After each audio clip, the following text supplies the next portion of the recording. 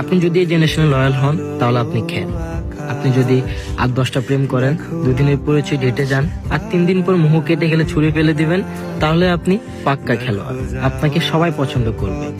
আর তাছাড়া college friend, school friend, Facebook friend, just friend, best friend, cousin ভাই বোনরা তো আছেই। এখনকার ভদ্র মুখোশের আড়ালে মানুষ এসবই পছন্দ করে। এসবই এখন ট্রেন্ড হয়ে গেছে। আফসোস, এখন আর এক পুরুষে আসক্ত বা এক নারীতে আসক্ত মানুষ খুঁজেই পাওয়া যায় না। আর 2-1 যা আছে তারও প্রায় এখন বিলুপ্তর পথে।